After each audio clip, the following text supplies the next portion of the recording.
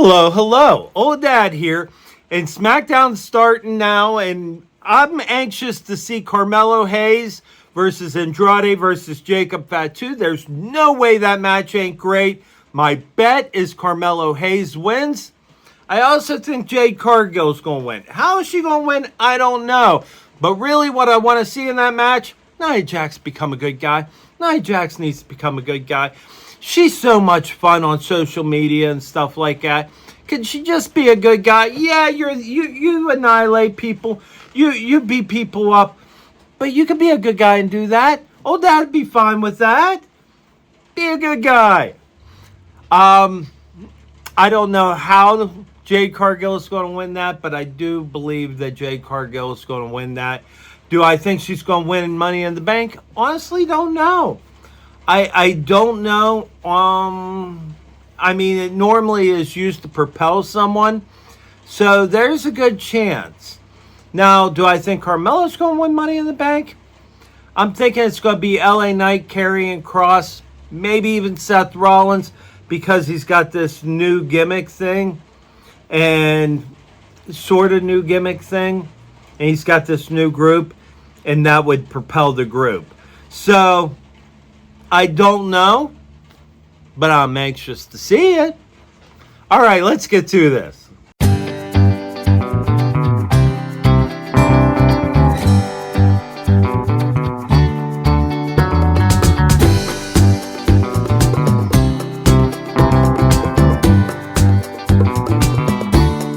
The whole thing starts out with talkie-talkie, goes into a commercial. It was Bianca Belair and Naomi. They had the same talkie-talkie that they've had once before. And it wasn't, Old Dad wasn't into it then. He ain't into it now. But that match, Naomi ruled that match. Naomi was in charge of that match. When you see the commercial, I mean, they just had little flares. There was this point where Nia Jax and Naomi was working together to beat up Jade Cargill. Smart. But then, for a minute there, it looked like it was going to be Nia Jax. Naomi pulled up, roll up, 1, 2, 3. She deserved that. She was kicking the most butt out of everybody in that match. Old Dad started rooting for her because she did really good. And Old Dad was wrong. I thought it was going to be Jade that won, but it wasn't. All right, moving on. JC Mateo versus R-Truth. It was basically a squash match. R-Truth put up a little bit of a fight. He eventually shoulder tackled him down, but he just got crushed. There was a point, though, that R-Truth went to do the AA and just fell forward with him on his back. It was funny to watch. The funniest part of that, though, was Solo Sikoa being like, kind of making fun of R-Truth for trying it. And then they got beat up. Jimmy came out to help. And then next thing you know, Solo was like, hey, told JC, leave him alone. Because he kind of wants Jimmy to join the group. And if he did, that would be interesting. He's going to need someone to place Jacob Fatu because you know that's going to split up. But it'd be interesting. Solo's found his niche. Being the guy on the outside. I mean, he's tough in the ring, but he's on the outside. He reminds you of like a Paul Ellering. Old day Paul Ellering, not old man Paul Ellering. All right. Moving on.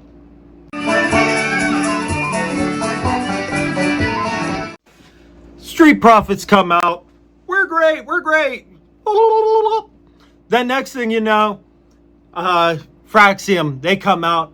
Well, you didn't beat us. Let's do this again.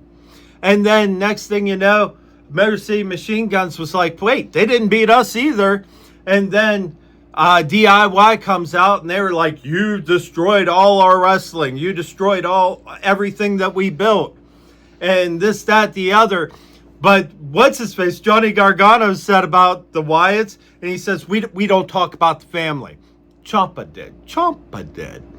And he's like, we don't talk about the family. And then he did the whole moment of silence thing. And then the lights went out. There they were. Beat them all up. Beat them all up. Made old dad happy. That's all it took. Wyatt family come out, beat people up. Nikki Cross landed on Candice LeRae and did this roll thing where you see that she kind of rolled wrong, but then just kept rolling. It was okay. We'll call it a gator roll. I liked it. I liked it just because the Wyatt family was there and beat people up. It made me happy. All right. Moving on.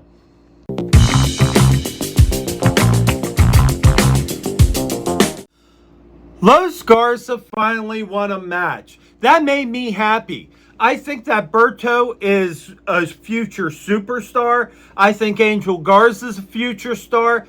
I do think Berto's the better of the two. No, I mean, in the past, I think Angel Garza beat Berto. But either way, it's like he's got a... I'm on a rabbit trail. Los Garza won. Was there cheating involved? Maybe Nathan Page, I think is his name. Maybe he cheated a little bit. Maybe some of the other ones in Escobar cheated. I don't care. I'm happy that they finally are winning. They're just the beatdowns, and they shouldn't be. They're way too good. So the fact that they're winning makes old dad happy. The fact that they actually got a win makes old dad happy. All right, we're moving on.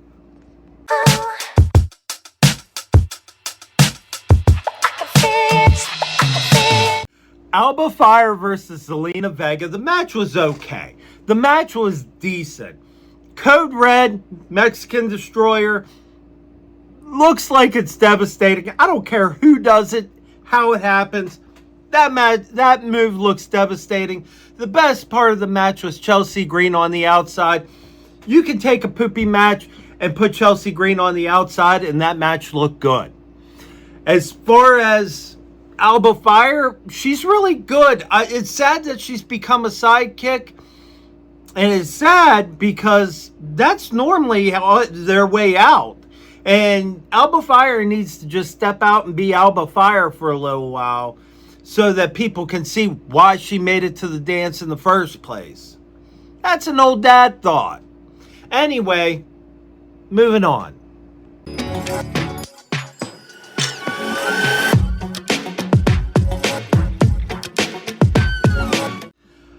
Andrade won. I thought for sure that Carmelo Hayes was going to win, and it was going like it would go. I was right about the Solo Sikoa thing. Solo Sikoa got involved, JC Mateo got involved, and they cost Jacob the match. He had it won, but because of them, he ended up losing. Then it looked like Carmelo was going to take it, but then Andrade won. Andrade won. I'm not mad about that. Andrade's going to make that ladder match a whole lot more fun. Though not Carmelo Hayes won it too. Jacob Fatu won it too. That was a win no matter how you went. But I thought it was going to be Carmelo. I was wrong. I'm not upset about that whatsoever. Andrade going on to Money in the Bank. Let's move on.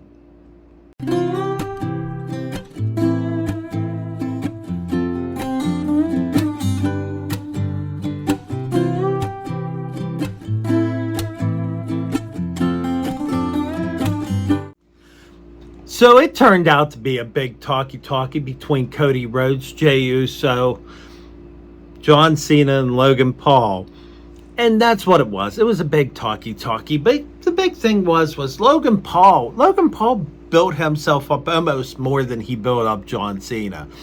And then he wanted to fight with them. And John Cena's like, no, let's get out of here. And he just went like that. John Cena looked like he was about ready to throw blows with Logan Paul. But then Cody said something, polish his, whatever that show is, Peacemaker. Anyway, so they ended up doing the fighty. Cody Rhodes and Jey Uso, they stood tall. But bottom line of it is it's all a build up for the match. It was okay. it was okay. And they showed how Cody and Jey Uso makes a really good tag team. I mean, they were World Tag Team Champions. Of course they make a good tag team. Will they win? I'm saying the odds are definitely in their favor. Just saying. Now, as far as my notes goes,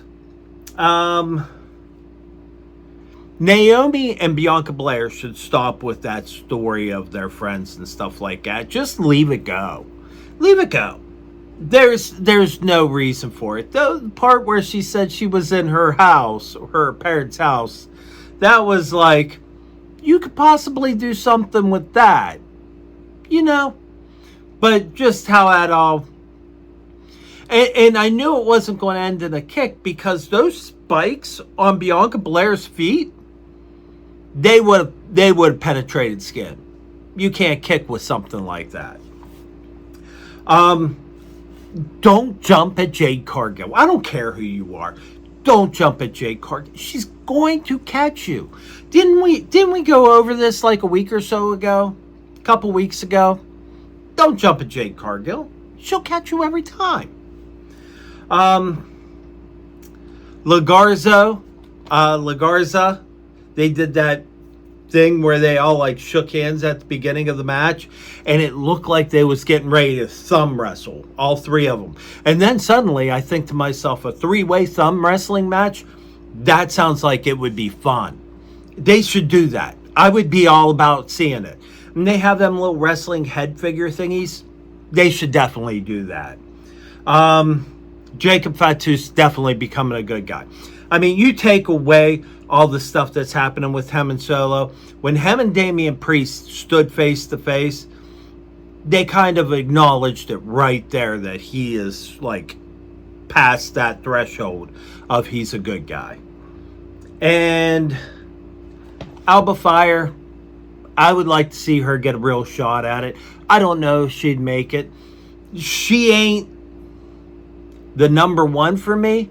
But here's the thing. Without a couple good number twos, number one will never be anything more than just a person. That's the thing. Do I think Alba Fire would ever be my number one? No, I don't. Just because it's not my style. However, I do think that she could be someone that could give competition out to the number one. That's an old dad opinion. But hey, what did you think of SmackDown? What did you think of everything that we just shared here? Like, share, subscribe. Thank you guys for hanging out with me. I appreciate you. And I will see you next time. Later.